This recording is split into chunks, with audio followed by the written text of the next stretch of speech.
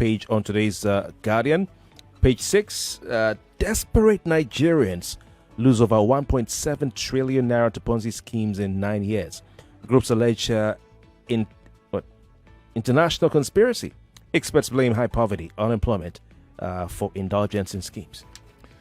I'm sorry to say this, it might appear that maybe I'm a bit insensitive, but anybody who loses money in a Ponzi scheme in 2025 has himself to blame, and it serves them right. There is no easy way to wealth. The only way that is prescribed by nature is through hard work. All these so-called Ponzi, if it was that easy to make money, the country would be flooding with millionaires. So apparently now, listen to what the Guardian says. The Guardian says that grief, shock, and regret has overwhelmed thousands of Nigerians after CBEX, a once celebrated digital asset platform, vanished into thin air, taking with it an estimated 1.4 trillion in life savings, pensions, and borrowed hope. Already, the collapse has passed as the biggest Ponzi scam so far recorded in the country. I've always counseled our people. Anything that looks so attractive and so easy. I've had people say, when I invested, they say they buy rice and whatever, and they share this at the end of the year. It is called pyramid. What they do is to suck you in, give you incentives as you move on, and at that time when you think you're so confident, okay, so let's say they start with 500,000, then you invest $1 million, then when you think that, my life savings, if I can put this 10 million down, that is the time they hit you for 6. And so I plead with you, please, avoid all these Ponzi schemes. It says the collapse has passed as the biggest Ponzi scam, added to an estimated 300 billion naira lost previously. Nigerians may have had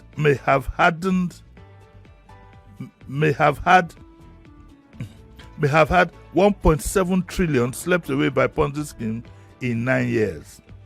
Now, CBEX is a digital asset, or is supposed to be a digital asset trading platform that lured thousands with guarantees of high returns.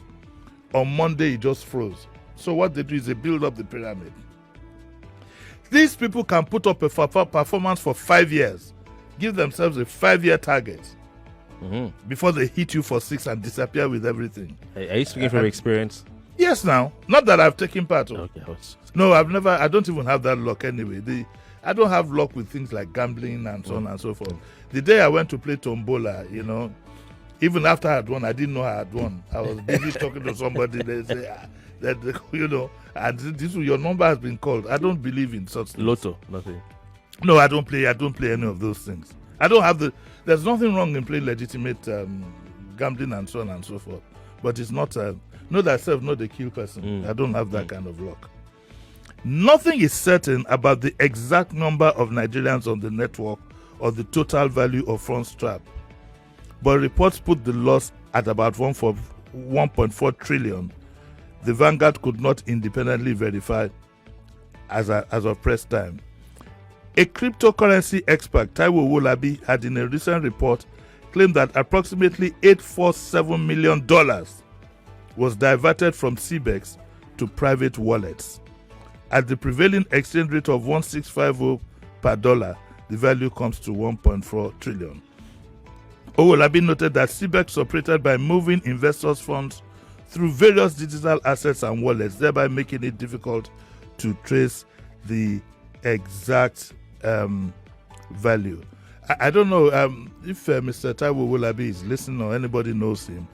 I'd love for him to get in touch so that we can bring him here and he can explain in full what has happened.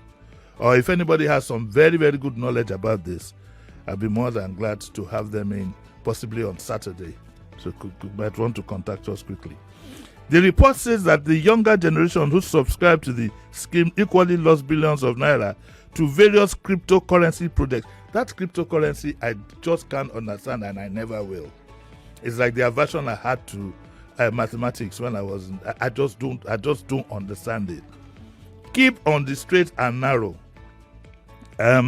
It will be nice also to have anybody who has lost some money in these schemes could get in touch with us and see if you'd like to tell Nigerians your story. So it's an unfolding drama. Okay, so I sympathize with those who lost it, but look, there is no easy way to wealth. God did not. I'm sure there is somewhere in the Bible, in the book of Proverbs, that they will talk about hard work and wealth. All the Jimi or something, one of these funny pastors said recently that, Jesus Christ never visited poor people at home and that he doesn't like poverty.